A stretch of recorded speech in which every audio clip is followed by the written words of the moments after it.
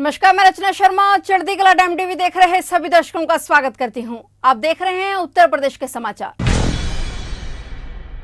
2 दिन के दौरे पर गोरखपुर आए मुख्यमंत्री योगी आदित्यनाथ ने जिले को लगभग 629 करोड़ रुपए के विकास कार्यों का उपहार दिया है। इनमें पीडब्ल्यूडी की सड़क चौड़ीकरण की 2 प्रमुख परियोजनाओं का लोकार्पण और जल जीवन मिशन के अंतर्गत जल निगम की 193 परियोजनाओं का शिलान्यास शामिल है। जल निगम ग्रामीण की इन परियोजनाओं के जरिए ग्रामीण क्षेत्र के 70,558 घरों में पेयजल आपूर्ति की व्यवस्था सुनिश्चित की जाएगी। लोकार्पण एवं शिलान्यास के बाद मुख्यमंत्री योगी आदित्यनाथ ने उपस्थित लोगों को संबोधित किया। सीएम ने कहा कि ये परियोजनाएं पिपराइच, केपरियागंज, गोरखपुर ग्रामीण, चिल्लूपार, सहजनवा, चौरी चौरा, खजनी, बांसगांव विधानसभा क्षेत्र की हैं। बता दें कि 20 जून को भी मुख्यमंत्री योगी आदित्यनाथ ने 623 गांवों के लिए 2,245 करोड़ 28 लाख रुपए की लागत के पेयजल परियोजनाओं का शिलान्यास किया था। 2017 में योगी आदित्यनाथ के मुख्यमंत्री बनने के बाद जिले के ग्रामीण क्षेत्र में 2,16,167 घरों में पाइपलाइन से पेयजल आपूर्ति शुरू हो चुकी है। नए भारत का नया उत्तर प्रदेश और नए उत्तर प्रदेश का नया गोरखपुर विकास की एक नई आभा के साथ प्रदेश, देश और दुनिया के अंदर चमकता हुआ नजर आ रहा है। भाइयों बहनों, ये केवल एक योजना नहीं है, ये केवल पानी पिलाने की योजना, पानी शुद्ध पेयजल उपलब्ध करवाना हमारी भारतीय संस्कृति में ये पुण्य का कार्य माना जाता था। लोग प्याऊ लगाते थे जगह जगह, लेकिन आज देश के यशस्वी प्रधानमंत्री जी के कारण हर घर नल की योजना और हर घर नल की योजना में भी पानी ऐसा जैसा शुद्ध आरओ का पानी, जैसे बोतल का पानी आप देखते होंगे दुकानों में, उससे भी शुद्ध पानी अगर कोई मिल सकता है तो वह यह हर घर नल योजना के माध्यम से प्राप्त होने की प्रक्रिया लगभग आधे से अधिक संपन्न हो चुकी है उत्तर प्रदेश राज्य में। और उसी योजना के एक बड़े कार्यक्रम को आज शिलान्यास करके आगे बढ़ाया जा रहा है। पेयजल की योजना उत्तर प्रदेश के अलग अलग भागों के लिए उसका अपना महत्व है। बुंदेलखंड में पानी नहीं था, वहां सभी 4,000 गांवों में शुद्ध पेयजल की आपूर्ति की व्यवस्था लगभग फाइनल हो चुकी है। यानी वहां पे जितनी आबादी है वहां पे हर घर तक शुद्ध पेयजल पहुंच रहा है। याद करिए, वहां पर पहले ट्रेन से पानी पहुंचाया जाता था। माताओं बहनों को वहां पर 5-5 किलोमीटर दूर तक अपने सिर में गगरी ला करके पानी लाने के लिए मजबूर होना पड़ता था। गर्मियों में वह भी नहीं मिलता था तो ट्रेन से पानी पहुंचता था। हमारे पूर्वी उत्तर प्रदेश में पानी की कमी नहीं, लेकिन शुद्ध पेयजल की आपूर्ति हो, इसके लिए आवश्यक था कि इस प्रकार की व्यवस्था लागू हो। क्योंकि इंसेफ्लाइटिस का एक्यूट इंसेफ्लाइटिस सिंड्रोम, एईएस कि जो बीमारी है उसके पीछे अशुद्ध जल भी है।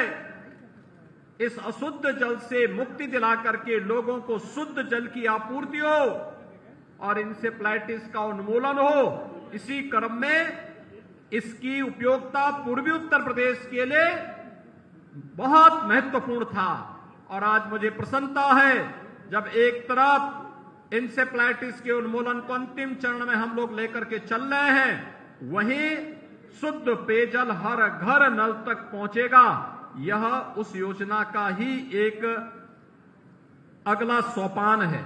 और भाइयों बहनों, उसी सोपान को अमली जामा पहनाने के लिए आज गोरखपुर के माननीय जनप्रतिनिधियों के साथ मैं और जल शक्ति मंत्री और विभाग के अधिकारी आपके बीच में यहां पर आए हैं। भाइयों बहनों, हम सब जानते हैं देश दुनिया के अंदर एक नई आभा के साथ चमक रहा है। दुनिया के अंदर भारत के बारे में लोगों की भावनाएं थी वो बदली है, भारत के बारे में जो धारणा थी वो बदली है। आज भारत को लोग सम्मान के साथ देखते हैं। लेकिन उत्तर प्रदेश देश की आबादी का सबसे बड़ा राज्य 2016-17 के पहले पहचान के संकट के दौर से गुजर रहा था।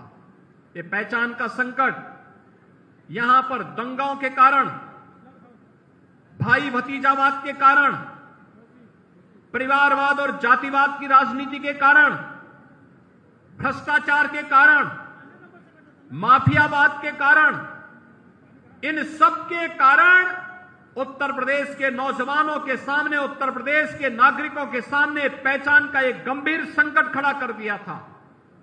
और आज इसीलिए मैं आपके पास आया हूं आपसे कहने के लिए, ये पहचान का संकट जिन लोगों ने खड़ा किया था, उन लोगों के सामने ही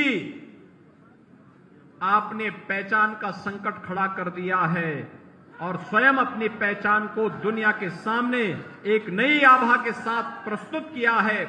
और यही नई आभा है जिसमें नए भारत का नया उत्तर प्रदेश है, तो नए उत्तर प्रदेश का नया गोरखपुर भी आपके सामने है। पहले रामगढ़ ताल, यहां पे हत्याएं होती थी, अपराध का गढ़ था, गंदगी का गढ़ था।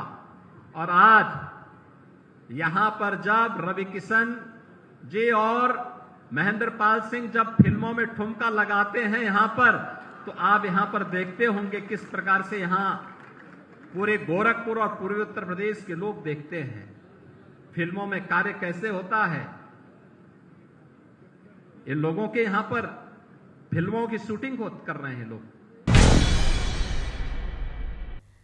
चंद्रयान 3 की ऐतिहासिक सफलता के बाद अब भारत ने सूर्य की ओर रुख कर दिया है। इसरो ने मिशन आदित्य L1 को आंध्र प्रदेश के श्रीहरिकोटा स्थित सतीश धवन अंतरिक्ष केंद्र से लॉन्च किया, जिसे सफलतापूर्वक पृथ्वी की कक्षा में स्थापित कर दिया गया है। इसरो ने इसकी जानकारी दी है। इस पर यूपी के सीएम योगी आदित्यनाथ ने खुशी जताई है। उन्होंने कहा कि चांद के साथ अब भारत सूर्य पर भी आत्मनिर्भर भारत की शक्ति का साक्ष्य बनेगा। सीएम योगी ने आदित्य L1 की सफलतापूर्वक लॉन्चिंग के लिए इसरो की टीम और सभी देशवासियों को बधाई दी है। उन्होंने अपने सोशल मीडिया अकाउंट X पर पोस्ट शेयर करते हुए इस मिशन की सफलता के लिए कामनाएं की। सीएम योगी ने लिखा कि संपूर्ण मानवता की सेवा के ध्येय के साथ आज नए भारत की सामर्थ्य का प्रतीक आदित्य L1 मिशन सफलतापूर्वक लॉन्च हो गया है। आदरणीय प्रधानमंत्री जी के नेतृत्व में 140 करोड़ देशवासियों की आशाओं का नया सूर्य बने इस प्रतिष्ठित मिशन की पूर्ण सफलता के लिए अनेक मंगल कामनाएं। चंद्रमा के साथ ही अब सूर्य भी आत्मनिर्भर भारत की शक्ति का साक्षी बनेगा। सीएम योगी ने इसके लिए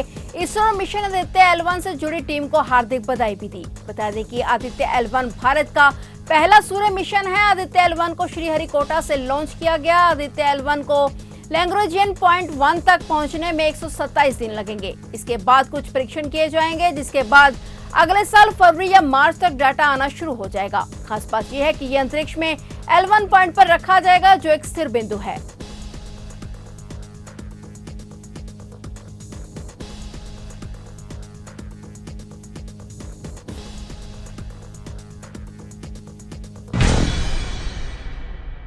उत्तर प्रदेश सरकार ने देश भर के प्रसिद्ध मंदिरों के इतिहास को प्रदर्शित करने के लिए अयोध्या में एक संग्रहालय बनाने की योजना पर काम शुरू कर दिया है। एक अधिकारी ने जानकारी देते हुए बताया कि सरकार इस परियोजना के लिए एक विस्तृत खाका तैयार कर रही है। अयोध्या के आयुक्त गौरव दयाल ने बताया कि यह मंदिर 10 एकड़ से अधिक भूमि पर बनाए जाने की योजना है और इस संबंध में मुख्यमंत्री योगी आदित्यनाथ के समक्ष एक प्रस्तुतिकरण भी दिया गया है। उन्होंने कहा कि इसके लिए भूमि का चयन अभी तक नहीं किया गया है। संग्रहालय में मंदिर के विभिन्न पहलुओं जैसे उसके डिजाइन, निर्माण आदि को प्रदर्शित करने वाली अलग अलग दीर्घाएं होंगी। प्रस्तावित संग्रहालय की दीर्घाओं में देश के प्रसिद्ध मंदिरों की विशेषताओं और वास्तुकला को चित्रों और भित्ति चित्रों के माध्यम से प्रस्तुत किया जाएगा। इसमें लाइट एंड साउंड शो भी आयोजित किया जाएगा। मुख्यमंत्री योगी आदित्यनाथ के निर्देश पर उत्तर प्रदेश के पर्यटन विभाग ने संग्रहालय की विस्तृत कार्य योजना तैयार करनी शुरू कर दी है। इस संग्रहालय का मुख्य उद्देश्य हिंदू धर्म और इसकी विरासत के बारे में जागरूकता लाना है। साथ ही दर्शन, धार्मिक व्यक्तित्व, धार्मिक केंद्र, हिंदू तीर्थस्थलों को भी यहाँ प्रदर्शित किया जाएगा।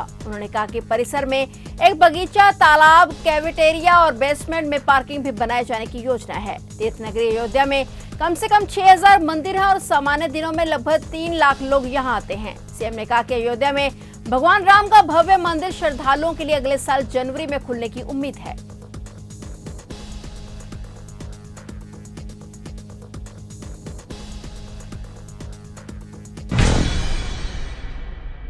तो ये थे उत्तर प्रदेश के समाचार और नए समाचारों के साथ फिर से हाजिर होंगे। तब तक के लिए देखते रहिए चढ़ती कला टाइम टीवी।